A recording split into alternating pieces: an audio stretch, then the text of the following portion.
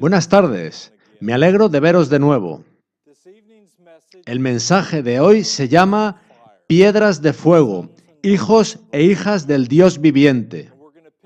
Avanzaremos un poco más de a donde llegamos anoche. En nuestros mensajes previos hemos dedicado mucho tiempo mirando a la obra de falsificación de las tinieblas. En los dos mensajes que quedan nos centraremos en la luz. Queremos exponer el error, pero si nos limitamos a eso, solo adquiriremos teoría. Pero si mostramos la luz de la palabra de Dios, al salir de aquí vuestras vidas habrán sido transformadas. Eso es lo más importante. Id por favor conmigo a Romanos 8:19. Yo voy a leer una traducción textual del original en griego.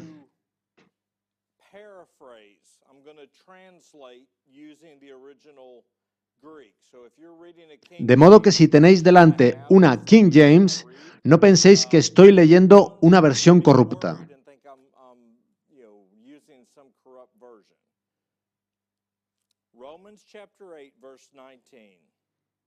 Dice así: porque el anhelo ardiente de la creación es el aguardar la manifestación de los hijos de Dios.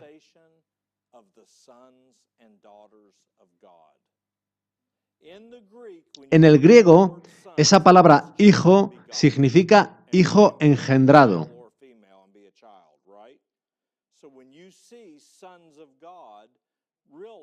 Y por supuesto aplica tanto a varones como a hembras.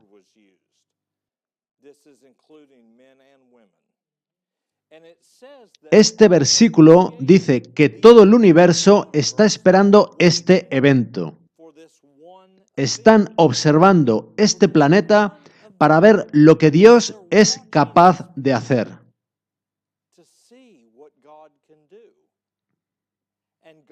Y Dios dice que su gloria no está en tomar un hombre con poder y hacerlo más poderoso. Su gloria está en tomar al más débil y hacer lo imposible por medio de él.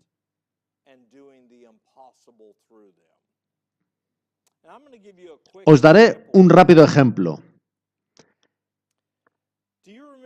¿Recordáis que Abraham, antes de que Dios le cambiara el nombre, se llamaba Abram?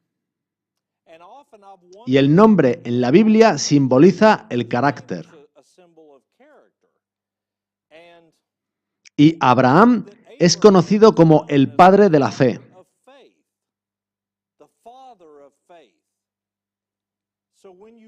En cierta ocasión busqué el significado de su nombre previo, Abram, y vi que significa Padre poderoso, tal como un gobernador. Se puede ser cabeza de una tribu y no tener hijos, o de un clan, como en Irlanda o Escocia, y no tener hijos. Pero se le llama padre por ser la cabeza, ¿verdad?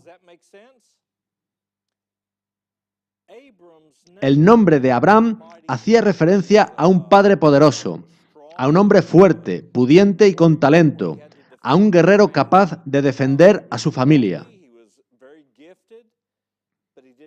Sin embargo, él no tenía hijos. Pero un día, Dios le dijo que le iba a cambiar su nombre en ese mismo día. Abraham recordaba que años atrás Dios le había prometido que le daría un hijo. Habían pasado años y seguía sin hijos. Y podéis imaginaros lo que eso suponía para Sara, su mujer. De modo que Dios le anuncia a Abraham que va a cambiarle su nombre, y éste se da cuenta de que eso es algo importante. Dios le dice: y no se llamará más tu nombre Abraham, sino que será tu nombre Abraham, porque te he puesto por padre de muchedumbre de gentes. Ahora, aunque no está registrado en la Biblia, uno podría imaginar que Abraham, al volver al campamento, se debatiría entre contar el suceso o no.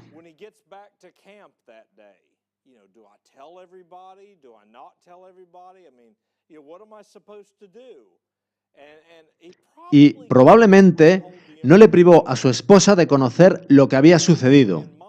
Quizá no lo contó a nadie más, pero sí a su esposa.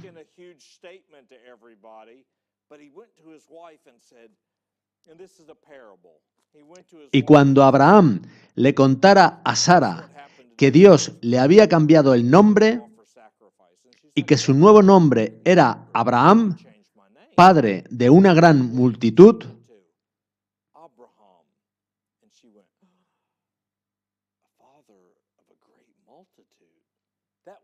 ella se daría cuenta de que eso era confirmación de la promesa que Dios le había hecho previamente. Y ellos estaban en un punto en que necesitaban confirmación. De la misma forma que mi esposa recibió de Dios una confirmación cuando yo me había ido de casa, pues Dios sabía que su fe se estaba debilitando.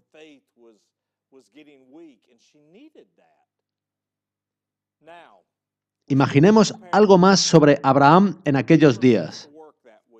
Imaginad que llega un hombre al campamento en un camello, y el camello tropieza por el hambre y la sed que acumula.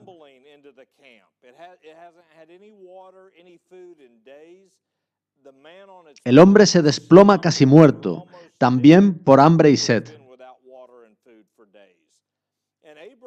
Entonces Abraham manda traer agua y alimentos tanto para el hombre como para el camello.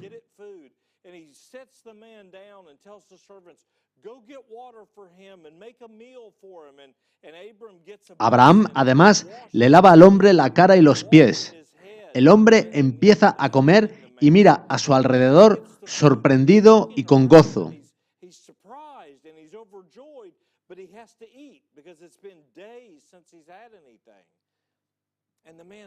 Tras comer, finalmente se relaja y le dice a Abraham: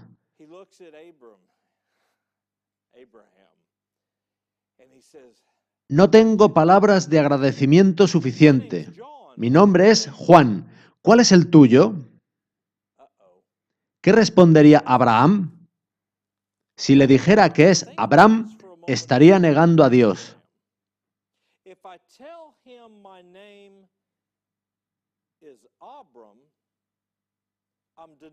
Pero si le dice que es Abraham, el hombre le preguntaría dónde estaba esa gran descendencia y posiblemente haría el ridículo.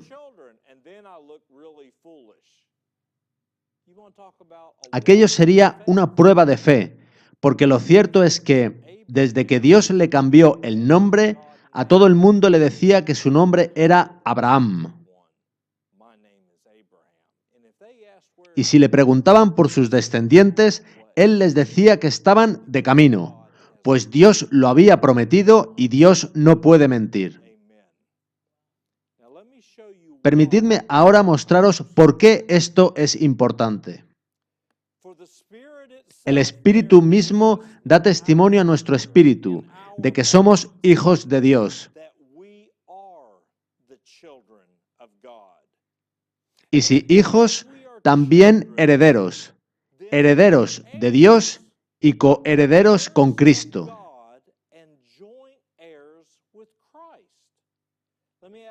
Ahora, ¿qué es lo que Jesús espera heredar? Nosotros. Eso es lo único que Él espera heredar. La Biblia dice que somos su heredad. Antes del Calvario, en Juan 14:30, Él les dice a sus discípulos: viene el príncipe de este mundo, y él nada tiene en mí. Satanás no tenía derechos sobre él. Y también por entonces dice: ahora el príncipe de este mundo será echado fuera. Y yo, si fuere levantado de la tierra, a todos atraeré a mí mismo. Muchos piensan que Satanás es aún el gobernante de este mundo. Si es así, ¿por qué dice Jesús en Mateo 28 que toda potestad le es dada en el cielo y en la tierra y que contemos esas buenas nuevas? Por eso los cristianos no se mueven de su pequeño pedazo de terreno y tiemblan. no se dan cuenta de que Cristo es Rey. Por alguna razón piensan que Cristo aún está luchando por la victoria, pero Él simplemente está esperando a que nos aferremos a sus promesas. Los discípulos no estaban temblando temerosos después de que el Espíritu Santo fue derramado sobre ellos el día de Pentecostés. Ellos estaban temerosos antes, pero tras Pentecostés ellos marcharon raudos. Les daba igual si era el César o el Papa de Roma. Ellos no tenían ningún miedo.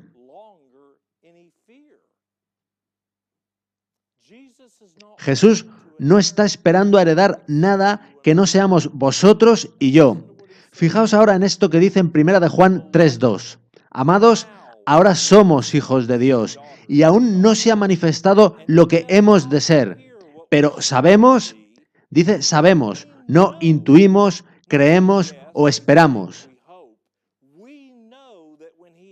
que cuando Él se manifieste, seremos semejantes a Él.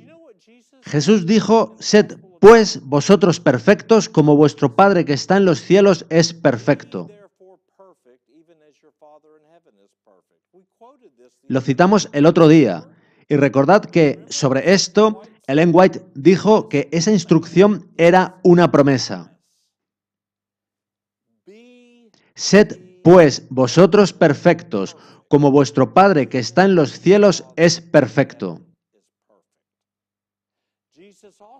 Y en 1 de Pedro 1:16 dice, porque escrito está, sed santos porque yo soy santo.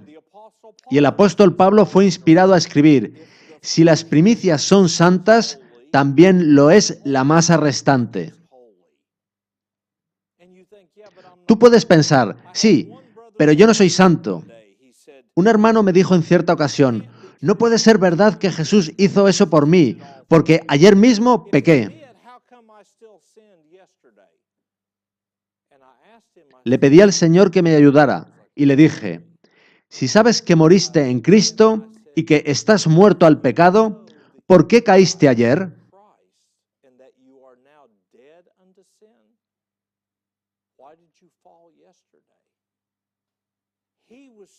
Él se mantenía en el lado sombrío de la cruz, esperando a algo que debería suceder. La hermana White dice que hemos de permanecer en el lado iluminado de la cruz, sabedores de lo que fue consumado en la cruz y reclamándolo como nuestro. ¿Cómo puedo continuar pecando sabiendo que he muerto? Creo que ya os hablé de esto, pero nunca olvidaré el día en que llamé a alguien pidiendo ayuda, pues no podía obtener victoria sobre cierto pecado.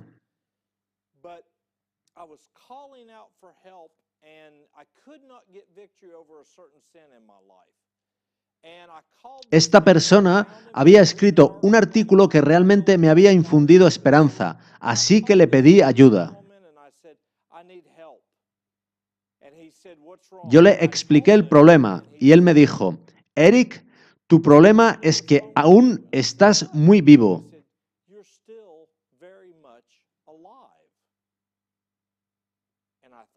Yo le miré con desdén y él me insistió, aún estás muy vivo, por eso el pecado te tiene controlado.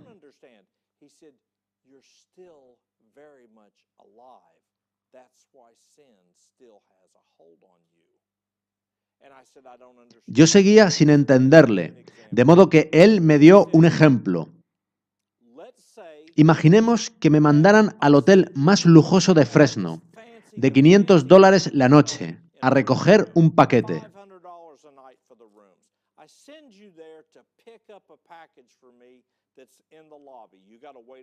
Yo llego al lobby del hotel y me siento a esperar el paquete, pero no me doy cuenta de que en el hotel se va a celebrar la elección de Miss América.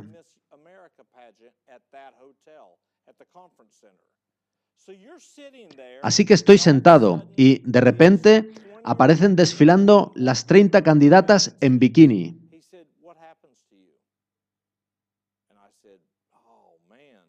En mí comenzaría una batalla. Yo intentaría mirar al suelo, pero estaría tentado a mirar a las chicas con la excusa inconsciente de, por ejemplo, conocer el color de los bikinis. Esa sería mi lucha como varón, en la que yo quizá no vería cómo vencer. Probablemente aumentarían mis pulsaciones y la sangre circularía por la superficie de mi piel. Yo estaría batallando, pero ¿estaría ganando? A lo mejor no estoy mirando, pero en el fondo estoy codiciando a alguna de esas chicas. Jesús dijo que basta que la desees en tu corazón para que hayas cometido adulterio. Y ahí está el problema. Yo había estado batallando durante 35 años y aún no tenía victoria ni parecía que la fuese a tener. Aquella persona me dijo, es porque aún estás vivo.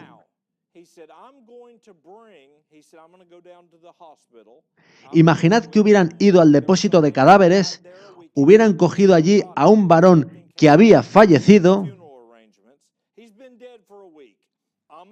lo hubieran puesto en una camilla e introducido en una ambulancia para llevarlo al hotel y lo hubieran sentado justo al lado mío.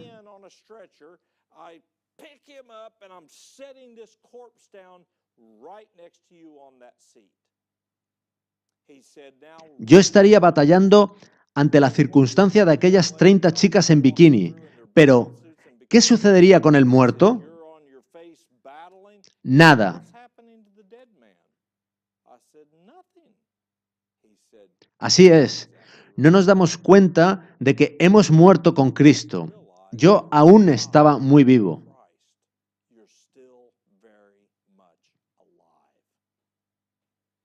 La única forma de obtener victoria es considerando la muerte de Cristo como propia. Por eso dice Pablo lo siguiente, así también vosotros consideraos muertos al pecado, pero vivos para Dios en Cristo Jesús, Señor nuestro.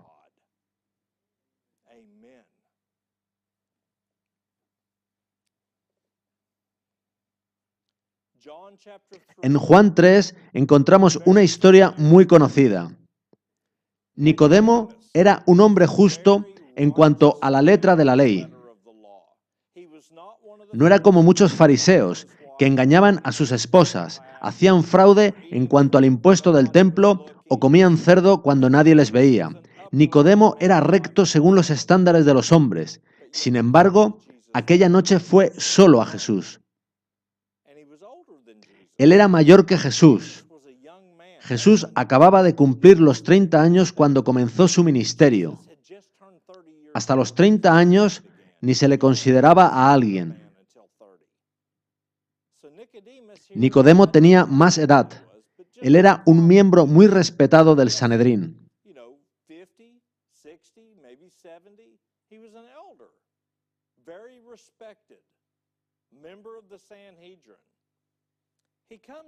Así que llega a Jesús y le dice lo siguiente en Juan 3:2. Sabemos que has venido de Dios como maestro, porque nadie puede hacer estas señales que tú haces si no está Dios con él, es decir, en él.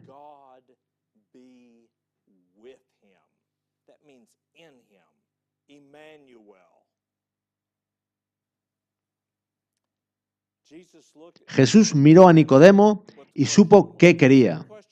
Le pasaba lo que a mí, que iba a la iglesia, era vegetariano y hacía todas las cosas debidas, pero sabía que me faltaba algo. Y Jesús sabía que faltaba algo en la vida de Nicodemo. Le miró y le dijo, no te maravilles de que te dije, os es necesario nacer de nuevo.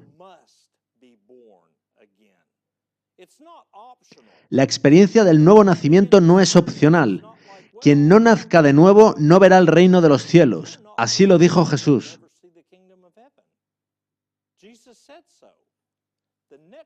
Nicodemo no entendía cómo esto podía ser posible. ¿Cómo puede un hombre nacer siendo viejo? ¿Puede acaso entrar por segunda vez en el vientre de su madre y nacer? El mismo pensamiento atravesó mi cabeza cuando leí eso. Yo lo quería, pero no entendía cómo podría ser posible. ¿Cómo podría dejar de haber orgullo en mí?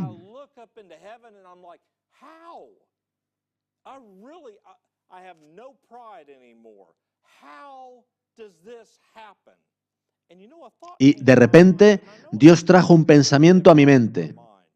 Jesús no estaba burlándose de Nicodemo, porque le dijo, ¿eres tú maestro de Israel y no sabes esto?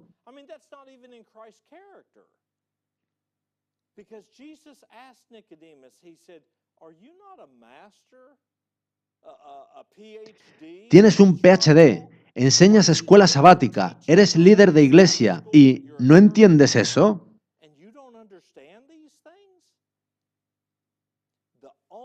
Si Jesús le preguntó esto a Nicodemo, tuvo que ser porque en algún lugar del Antiguo Testamento la experiencia del nuevo nacimiento ya había sido revelada.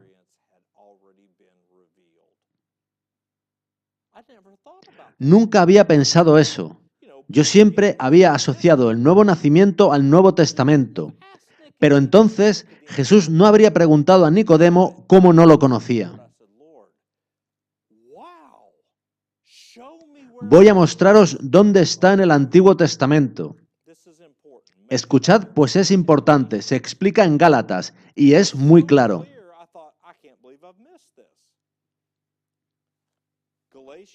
En el capítulo 4, Pablo trata de explicar a los hijos de Dios la diferencia entre intentar lograr justicia y vida eterna por medio de las obras o por medio de la fe.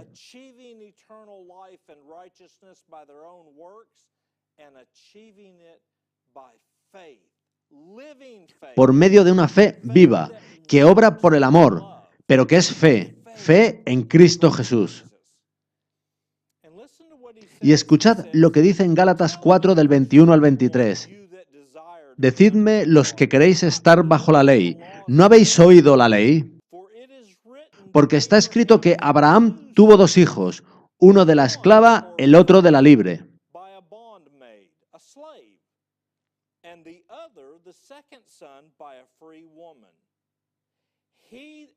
Pero el de la esclava nació según la carne, mas el de la libre por la promesa.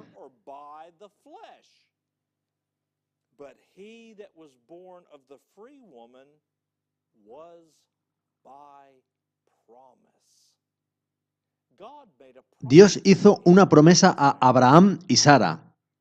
Isaac no nació porque Abraham y Sara tomaran cierta hierba, porque aprendieran yoga o por cualquier otra obra.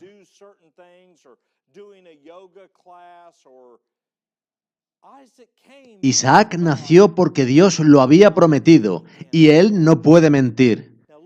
Fijaos ahora en el versículo 28. Así que, hermanos, nosotros, como Isaac, somos hijos de la promesa.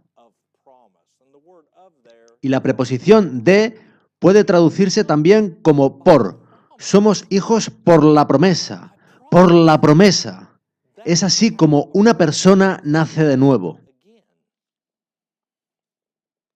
Quiero mostraros ahora lo que dice el otro lado, el lado oscuro.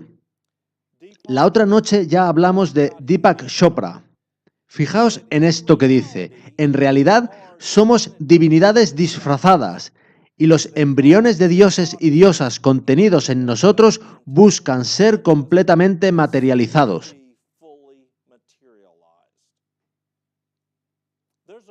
Hay una cita en el libro Texto de los grandes maestros del Shaolin que dice que el dragón mora en lo profundo de toda persona esperando a que ésta le dé permiso para mostrarse.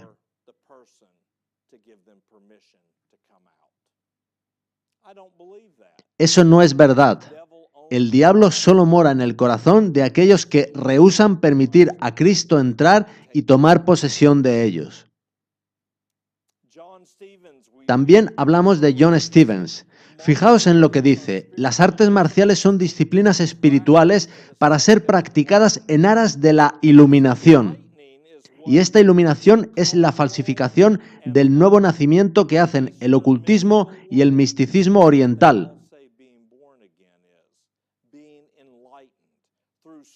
Y la hacen por medio de ciertas técnicas. de mantras y de ejercicios espirituales.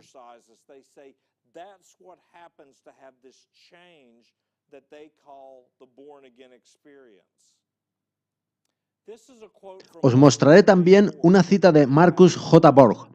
La imagen que aparece es de una enciclopedia católica. Jesús está a la izquierda. Sabemos que es el Jesús católico porque tiene cruzados los dedos índice y corazón, por ser rey y sacerdote, que es lo que dice ser el Papa.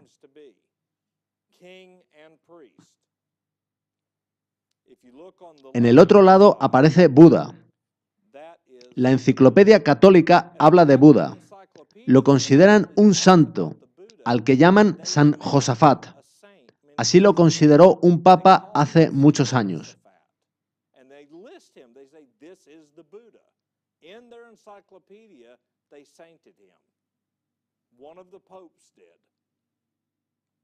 La cita dice: la iluminación, como una arquetípica metáfora religiosa, pertenece a una forma mística de ser religioso. Fuera de las tradiciones judía y cristiana, la experiencia de iluminación más conocida es la experiencia mística de Buda. Este hombre había sido pastor y a él, entre otros, siguen para formarse todos los líderes y profesores de formación espiritual. Una experiencia tal lleva a ver todo de un modo diferente. No se trata de ver intelectual o mentalmente, como cuando se dice, veo lo que quieres decir. Más bien, la iluminación como experiencia religiosa implica comunión o unión con lo que es, un inmediato conocimiento de lo sagrado.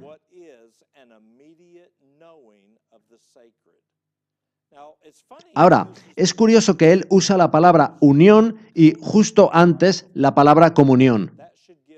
Eso debería darnos alguna pista. Cuando tomamos la comunión, la cena del Señor, nos hacemos uno con Cristo. Por eso dice Pablo que si lo hacemos indignamente, es maldición lo que comemos y bebemos.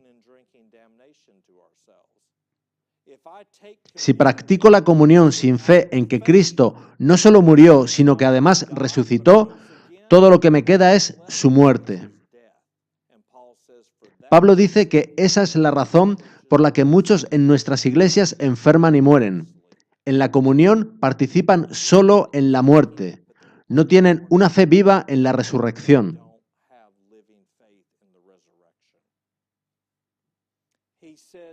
Marcus J. Borg llama experiencia del nuevo nacimiento al tipo de iluminación que él describe. Ellen White dice lo siguiente: mediante el paganismo, Satanás había apartado de Dios a los hombres durante muchos siglos, pero al pervertir la fe de Israel, había obtenido su mayor triunfo. Al contemplar y adorar sus propias concepciones, los paganos habían perdido el conocimiento de Dios y se habían ido corrompiendo cada vez más. El principio de que el hombre puede salvarse por sus obras, que es fundamento de toda religión pagana, budistas, hinduistas, musulmanes, etc.,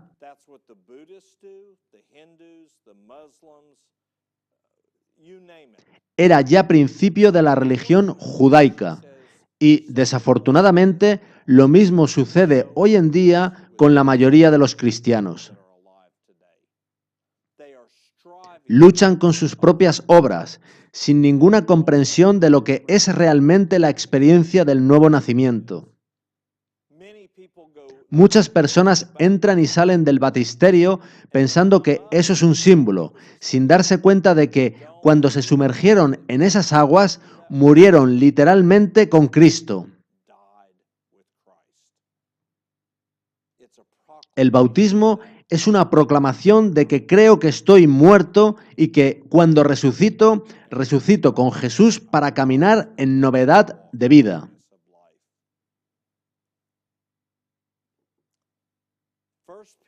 Primera de Pedro 1:3 dice lo siguiente: bendito el Dios y Padre de nuestro Señor Jesucristo.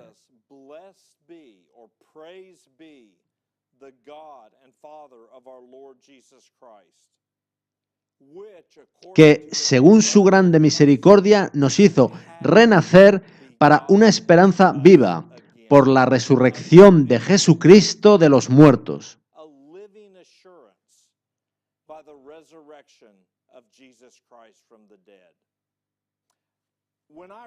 Cuando leía esto, no entendía bien. Por una parte, Dios me decía que tenía que nacer de nuevo, y aquí me dice que Él, según su grande misericordia, nos hizo renacer para una esperanza viva por la resurrección de Jesucristo de los muertos. Yo no entendía si era algo que aún tenía que suceder o algo ya sucedido a lo que tenía que aferrarme por fe.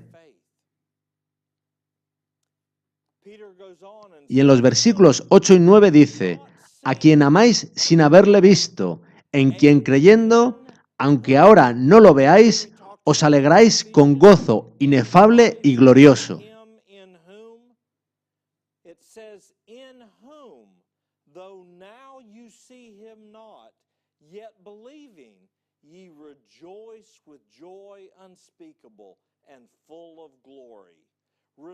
Obteniendo el fin de vuestra fe, que es la salvación de vuestras almas. Quiero compartir ahora algo con vosotros, y es importante. Es lo más importante de todo lo que he contado esta semana. Y se trata de la expresión ¿en quién? Leamos la promesa que aparece en Efesios 1 del 3 al 4.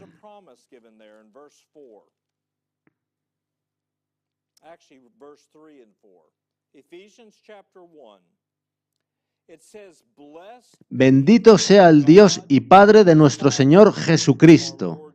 Y es exactamente como abre 1 de Pedro 1:3, pudiendo bendito ser sustituido por alabado.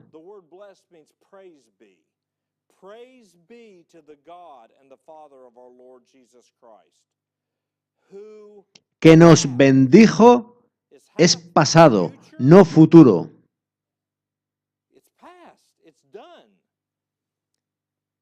Que nos bendijo con toda bendición espiritual en los lugares celestiales. Literalmente dice en los cielos.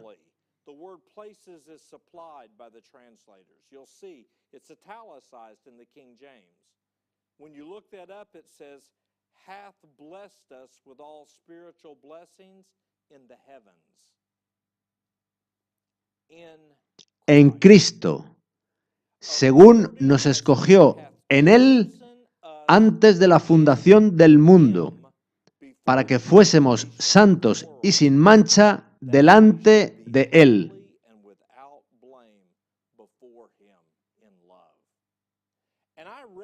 Un día, tras leer este versículo, yo le decía al Señor: Señor, ahí dice que tú me elegiste en Cristo antes de la fundación del mundo.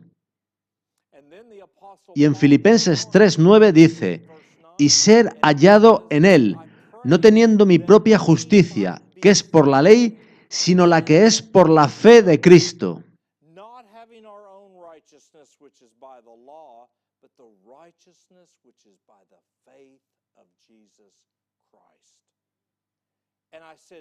Esa es la clave del Evangelio. Es siendo hallado en Él. Dios me lo mostró aquel día estando solo en casa y me lamentaba de no haberme dado cuenta antes.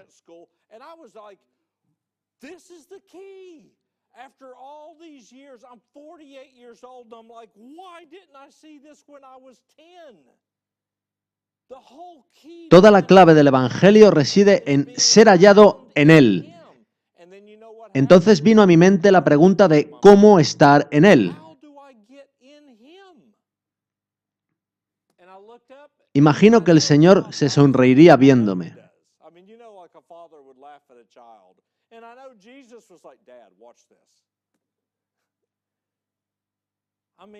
La Biblia dice que Cristo es nuestro hermano mayor, así que estaría contento viendo que mis ojos se estaban abriendo.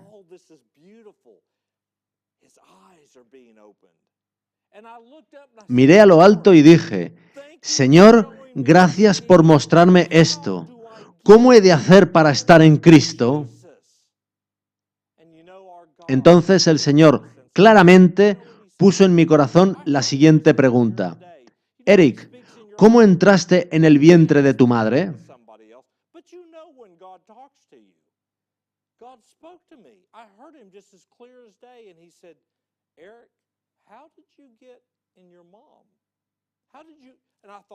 Me acordé de Nicodemo y me vi en la misma situación.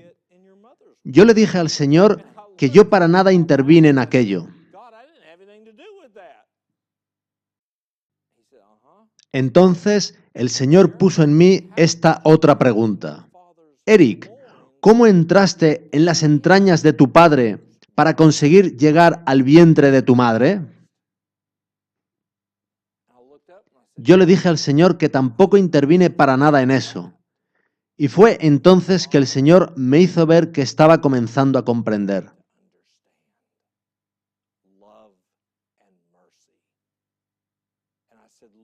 Yo necesitaba un versículo que sustentara lo que el Señor me estaba mostrando, pues no podría compartir aquello en caso contrario.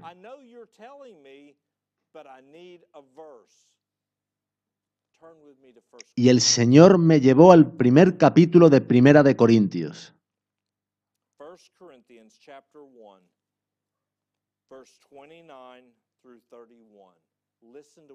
Fijaos en lo que dice. Dios es maravilloso.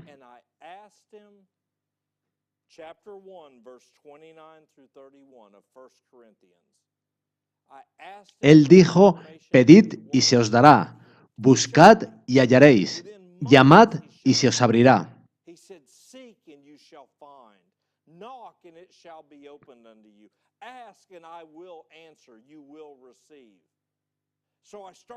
Ahí tenía el texto clave.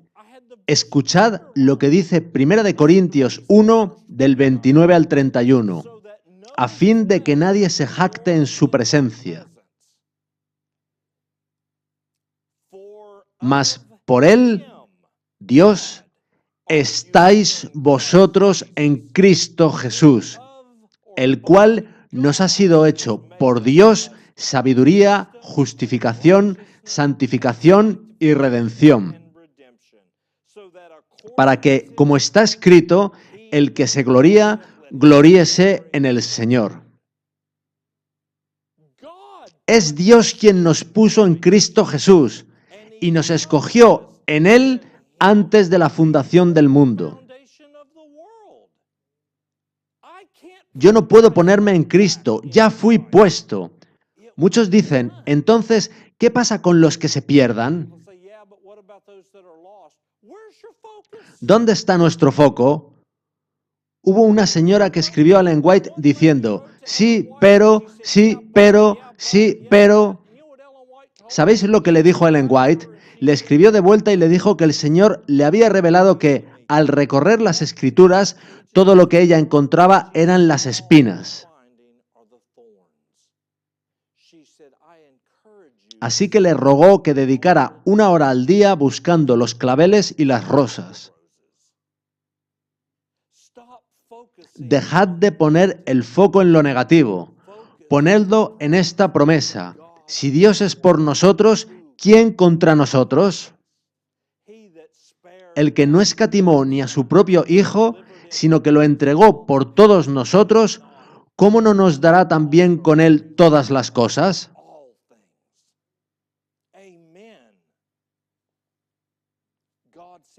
Dios nos ha dado eso y ahora nos pide que caminemos por fe. Primera de Pedro 1, del 8 al 9 dice, a quien amáis sin haberle visto, en quien creyendo, aunque ahora no lo veáis, os alegráis con gozo inefable y glorioso,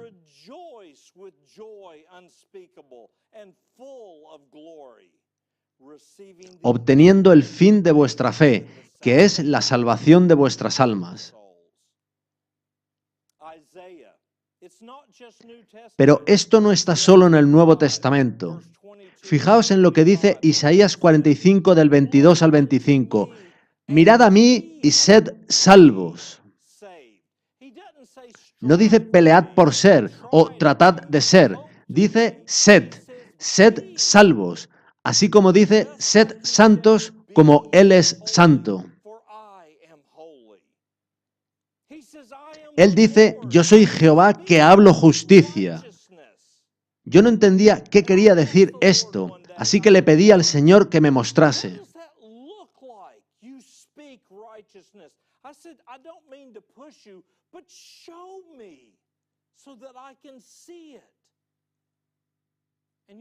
Y el Señor me llevó al capítulo 5 de Lucas, donde se habla de un leproso que acudió a Jesús. Recordaré la historia y permitidme que la recree.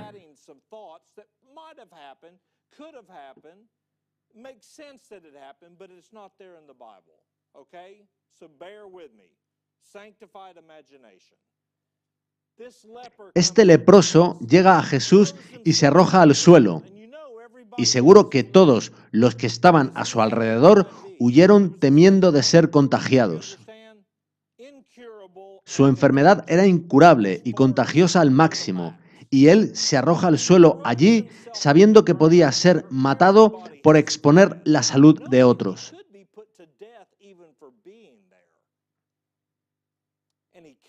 Y una vez arrojado al suelo, le pide misericordia al Hijo de David, al Rey, al que fue prometido y que tiene poder.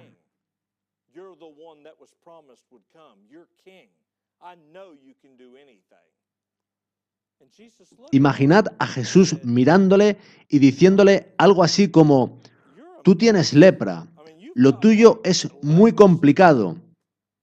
¿Has ido al hospital?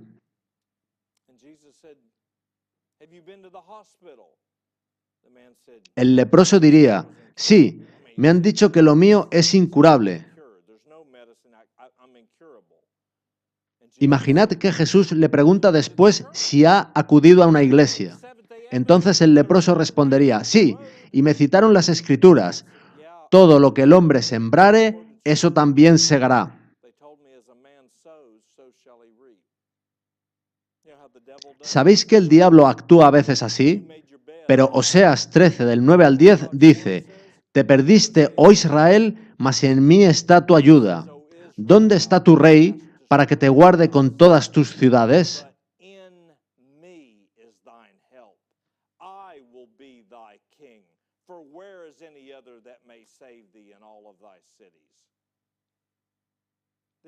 Finalmente, el leproso le dijo a Jesús, Señor, si quieres, puedes limpiarme. ¿Sabéis qué le respondió Jesús? Quiero, sé limpio. En Juan 15:3 Jesús dice, ya vosotros estáis limpios por la palabra que os he hablado. Es ya, no tenéis que esperar, no estaréis en prueba 6 semanas, no hay una cantidad de tiempo que limpiará tu pasado. Aferraos a esta palabra y hacedla vuestra ya, ahora. Volvamos al texto de Isaías 45 del 22 al 25. Mirad a mí y sed salvos, todos los términos de la tierra, porque yo soy Dios y no hay más. Es el mismo Dios que llamó a la luz de las tinieblas diciendo, sea la luz, y fue la luz. Por mí mismo hice juramento, de mi boca salió palabra en justicia y no será revocada. Y se dirá de mí, ciertamente en Jehová está la justicia y la fuerza. A él vendrán, y todos los que contra él se enardecen serán avergonzados.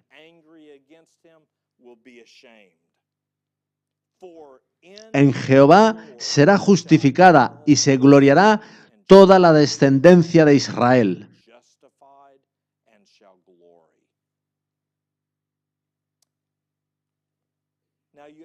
Entonces, podéis preguntaros, ¿cómo puedo estar en Cristo?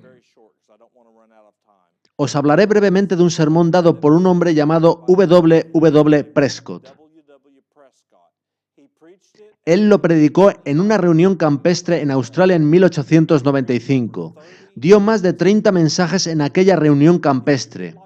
Puedo enviaros por email de la que voy a comentaros ahora.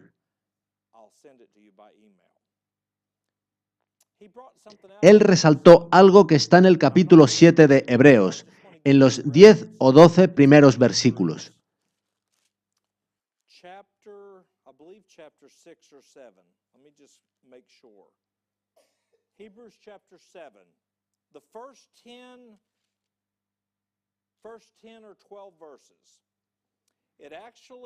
No voy a leerlos, pero habla de cuando Abraham le dio los diezmos a Melquisedec y de que Leví, que era su bisnieto, estaba en Abraham, dando también esos diezmos.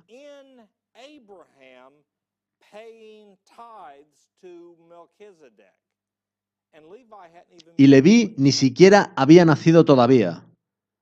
¿Os habíais dado cuenta de eso? Cuando Adán pecó, cada uno de nosotros estábamos físicamente en él. Cuando conocí a mi esposa hace 25 o 26 años, mi hijo y mi hija estaban dentro de mí, antes de ni siquiera tener intención de procrear. La ciencia así lo dice.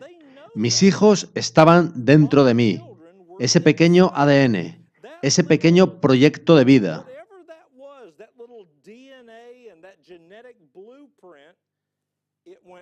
Que un día salió de mí y fecundó a mi esposa para que Dios convirtiera aquello en un nuevo ser.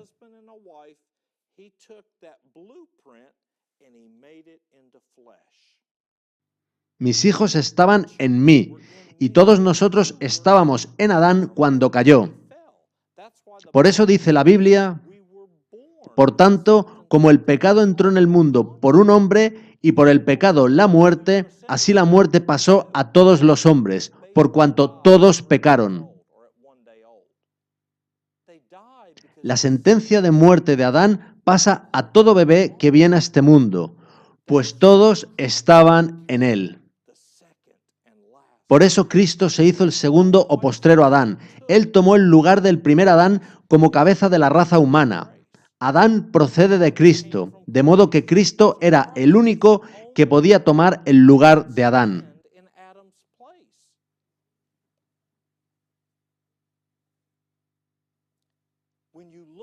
De modo que Hebreos dice que Leví estaba en Abraham cuando éste estaba dando el diezmo. Y de este modo, Leví estaba dando el diezmo en Abraham, incluso aunque aún no había nacido. ¿Sabéis lo que significa esto? Significa que si estás en Cristo, porque crees a Dios cuando dice que nos escogió en Él antes de la fundación del mundo, también estabas en Él cuando Él estaba ganando cada victoria, y estabas en Él cuando Él estaba muriendo en el Calvario. Y estabas en Él cuando Él era resucitado de la tumba. Y estabas en Él cuando Él fue sentado en el trono en el cielo. ¿Por qué si no pensáis que Pablo dice que nos hizo sentar en los lugares celestiales con Cristo Jesús? Dado que estamos aquí, ¿cómo podría ser si no?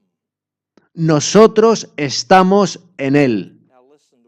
Escuchad lo que dice la sierva del Señor. Tras haber sido Jesús bautizado en el Jordán,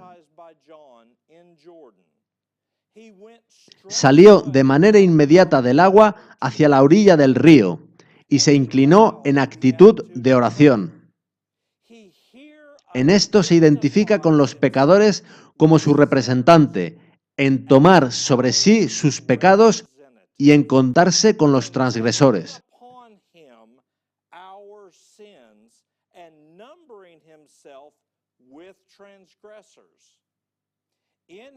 En su oración, Cristo, con su brazo humano, su naturaleza humana, engloba a la humanidad caída mientras que con su brazo divino se ase del trono del infinito.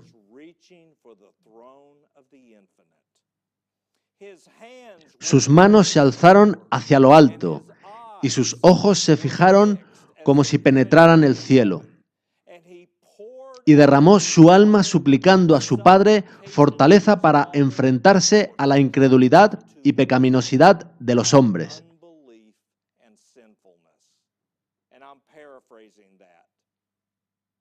Y recordad que todo esto debemos leerlo como dirigido a nosotros individualmente si queremos que las promesas de la palabra de Dios tengan poder sobre nosotros. Para romper el poder de Satanás sobre el hombre y para ser capaz de derrotar a Satanás en representación del hombre. Él presentó a la humanidad ante su Padre, pidiendo que le diera al hombre caído la luz, la fortaleza y el poder desde su propio trono para derrotar exitosamente al príncipe de las tinieblas.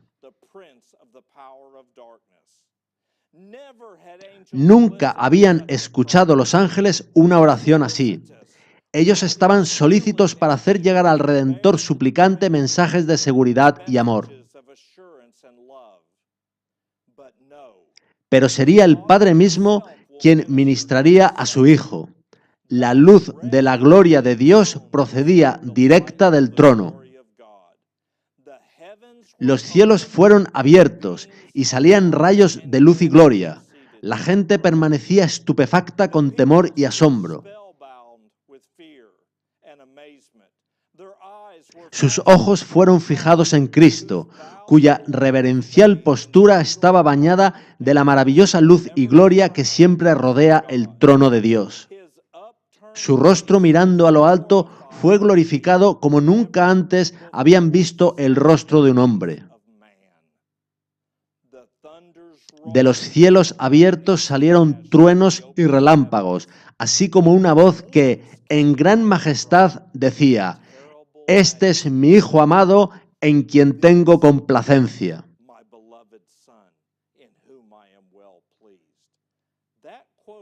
Esta cita era del Youth Instructor del 1 de marzo de 1874. Permitidme ahora leeros otra, esta del Deseado de todas las gentes, páginas 112 y 113. Y las palabras dichas a Jesús a orillas del Jordán: «Este es mi Hijo amado, en el cual tengo contentamiento», abarcan a toda la humanidad. Dios habló a Jesús como a nuestro representante. No obstante, todos nuestros pecados y debilidades no somos desechados como inútiles. Él nos hizo aceptos en el amado. La gloria que descansó sobre Jesús es una prenda del amor de Dios hacia nosotros.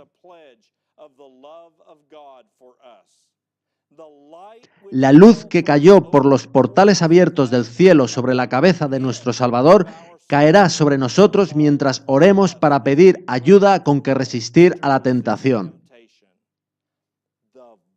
La voz que habló a Jesús dice a toda alma creyente: «Este es mi Hijo amado, en el cual tengo contentamiento».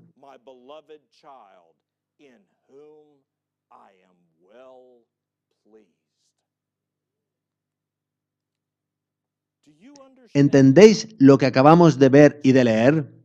Nosotros estábamos en Cristo cuando Él era bautizado.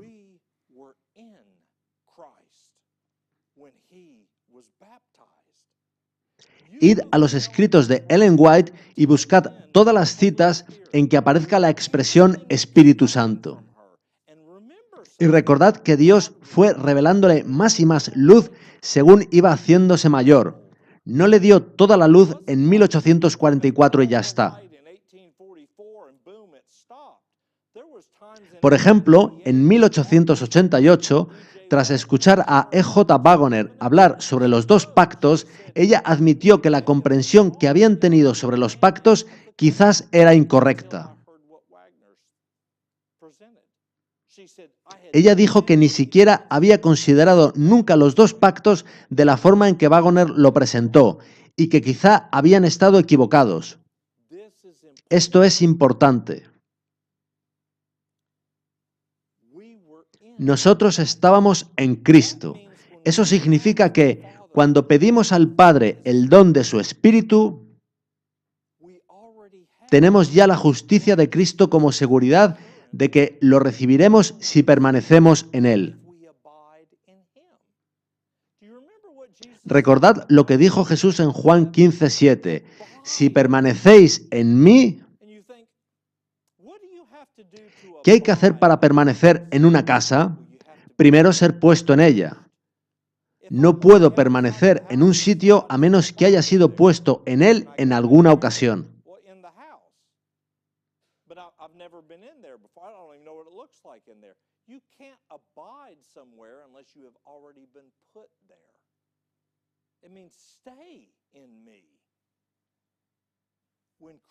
Ellen White y la Biblia dicen que cuando Cristo fue bautizado, estábamos en él siendo bautizados. Cuando ahora nos introducimos en el agua, cuando entregamos nuestras vidas al Señor, es un símbolo, es decir, al Señor que creo que estaba en Él hace 2000 años. Y no solo fui bautizado.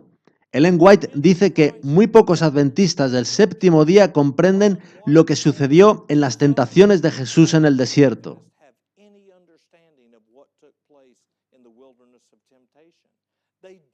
No hacen suya la experiencia que tuvo Cristo. La Biblia dice, gracias sean dadas a Dios que nos da la victoria. ¿Cuándo nos dio la victoria? Somos más que vencedores por medio de aquel que nos amó. Cristo es nuestra victoria, nuestra justicia, nuestra sabiduría, nuestra justificación y nuestra glorificación. Todo es suyo. Y al entender eso, nuestros corazones son quebrantados, el orgullo es expulsado y recibimos un amor que nada puede extinguir.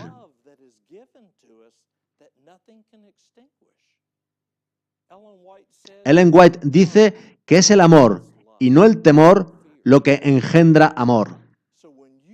Así que cuando miréis a vuestro hijo o a vuestra hija o a vuestra esposa o al alcohólico sentado en la calle o a la chica que acaba de abortar, decidle, Dios te ama.